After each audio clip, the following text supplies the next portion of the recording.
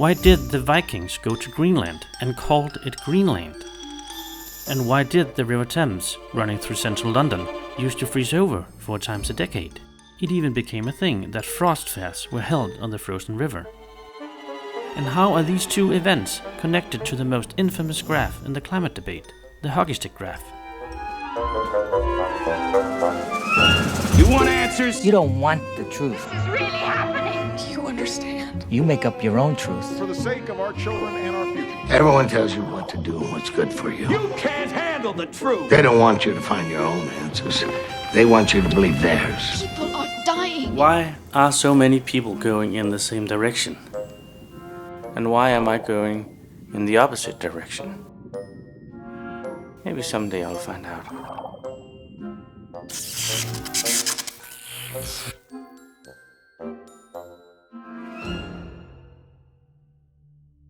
We have to get rid of the medieval warm period. Up until the 1990s, the medieval warm period and the Little Ice Age were well-established time periods in science and in history, along with other warming and cooling periods over the last 10,000 years, like the Minoan warm period and the Roman warm period. But in 1998, newly produced science in the shape of the so-called hockey stick temperature graph tries to persuade us that these two climatic time periods never actually existed.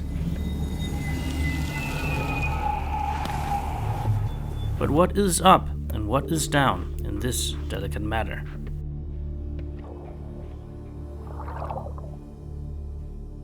In the year 982, a feisty Viking named Eric the Red got into some trouble on Iceland where he lived, killing some of his neighbors.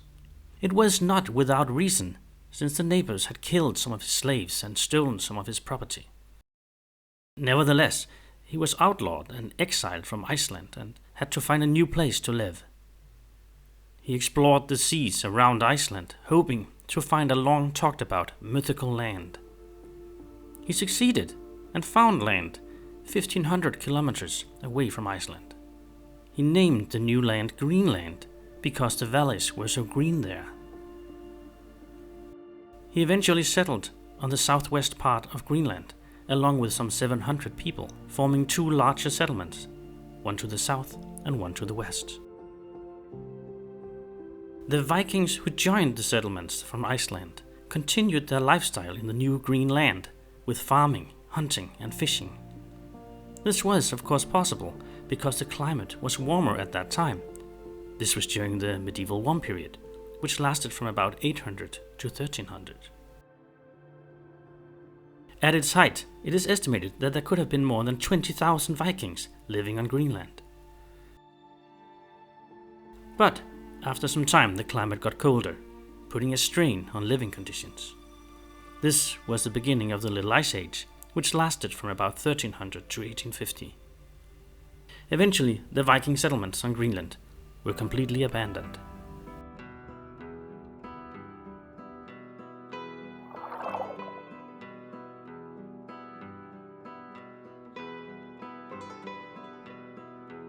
Since I'm from Denmark, these Viking stories in the Arctic are something we are taught in school, also because Greenland is part of the Kingdom of Denmark.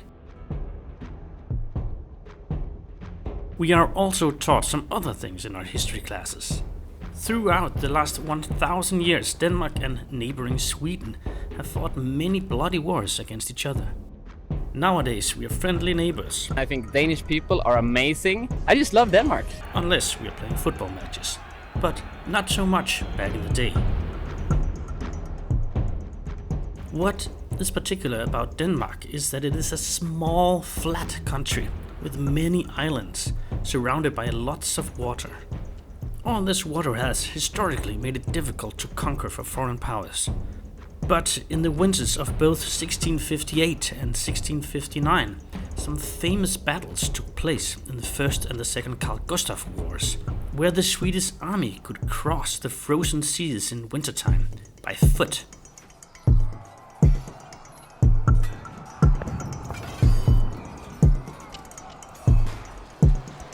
Nowadays, the belts and seas in Denmark are very rarely frozen over, but in the 1650s it apparently happened every so often, as this was the height of the Little Ice Age.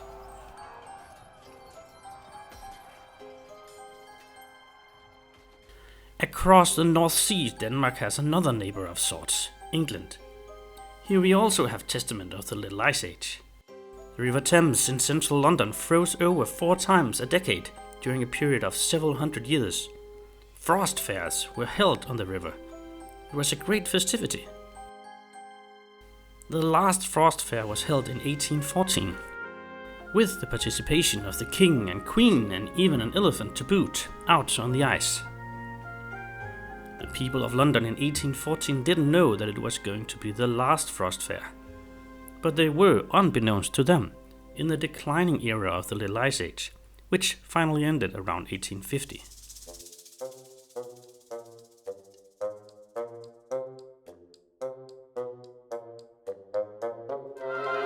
And what does this all mean? Up until 1998, everybody agreed that there was such a thing as a medieval warm period and a Little Ice Age. Even the IPCC, the Intergovernmental Panel on Climate Change, in their first report from 1991, had this graph in it, which clearly illustrates these two periods.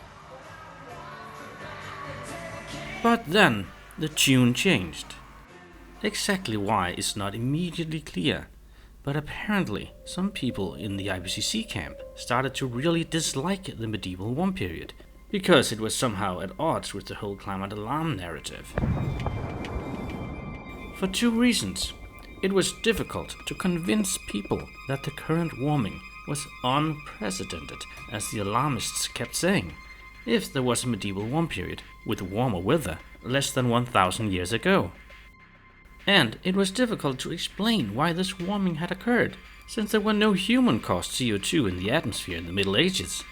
The medieval warm period couldn't have happened because of humans. And the IPCC story is that 90% to 100% of climate change is caused by human activity. That wasn't a good fit. It was a big problem. And it was also a problem for the hundreds of computer models used to make scary scenarios to model back in time and produce the medieval warm period, which they should be able to do if they were good models. It was just not possible, even with their many adjustment parameters, since the major crux of every model is that CO2 is the big control knob of temperature. If the climate alarm story were to survive, something had to be done.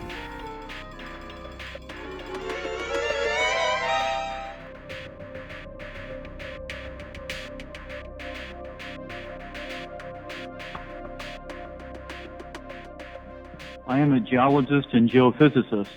I have a bachelor's degree in geology from Indiana University and a PhD in geophysics from the University of Utah.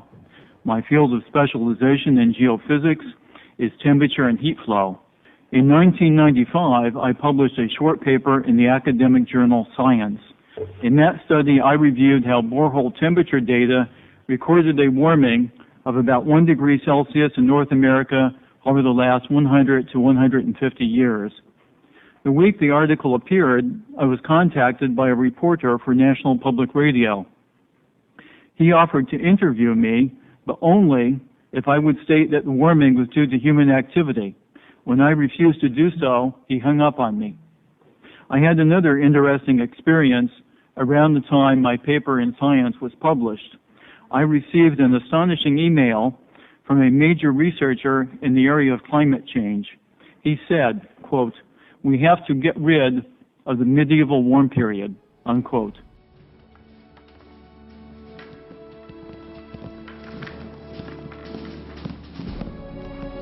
So, just to repeat, people in the IPCC camp really didn't like the medieval warm period and wanted to kill it. Enter the infamous hockey stick.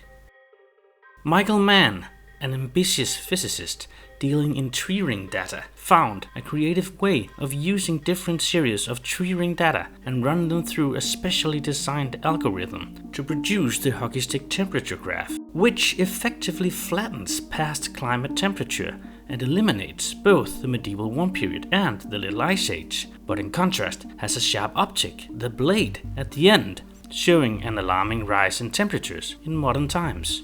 This graph has since been heavily used by the IPCC and the likes of Al Gore. It is deeply unethical To scare people into thinking we are heading towards climate disaster and doom, and that we need to take immediate action on a whole range of subjects. In the IPCC camp, one of the scientists, Keith Briffa, in a leaked email, in confidence, described to a colleague that there was a lot of outside pressure to tell a nice, tidy story of climate change.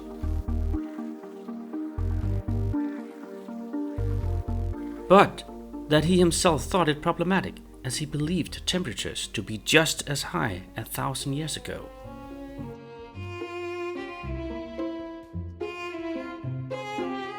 Of course, this concern was of a private matter. What was told to the public was another story.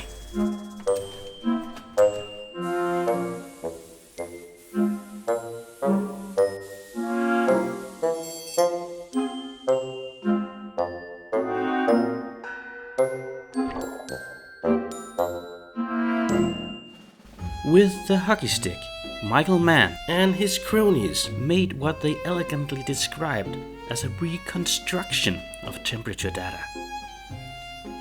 This was met with disbelief from other scientists, those not fully buying into the whole climate alarm storyline. They tried to examine the algorithm used, but Michael Mann and his friends didn't want to give it up, which, by the way, is unheard of under normal circumstances in science. Whatever method you have used, you've got to disclose it to other scientists so they can test it, see how robust it is. This is an integral part of the scientific method. Some scientists, by pure luck, ended up finding the algorithm on the internet. And what did they find? The algorithm was designed to flatline the old data and give a sort of temperature speed bump to newer data, so as to automatically produce a graph with the shape of a hockey stick. When the algorithm was tested by other scientists, it could automatically produce a hockey stick shape out of random red noise data.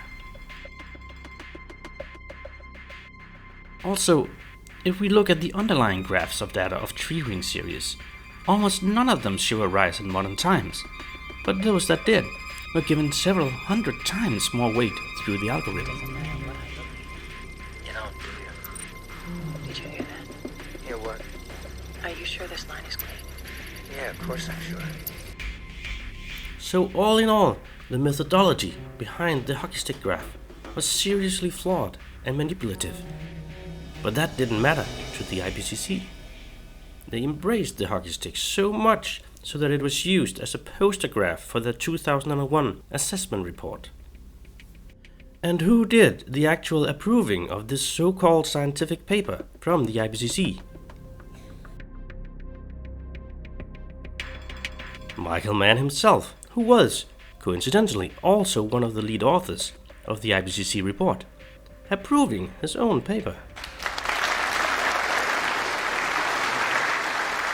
Normally in science, if you come up with a new finding, you have to disprove the existing theories. And here there were hundreds of prior scientific papers confirming the existence of both the medieval warm period and the Little Ice Age. But in this case, the IPCC embraced the new findings wholeheartedly without feeling the need to disprove existing theory. That was simply not on the table. Who will tell me that is not murder? Who will tell my legions, who love Caesar as I do, that that is not murder? If you're in the skeptic's corner, you would probably find this procedure scientifically corrupt. But in the IPCC camp, and with politicians and mainstream media, the hockey stick is celebrated as a godsend, since it helps them tell such a nice, clean story of climate change for the masses.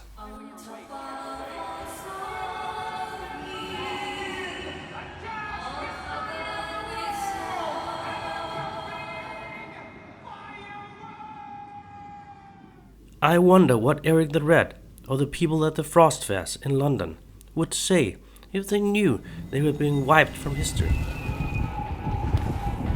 so easily?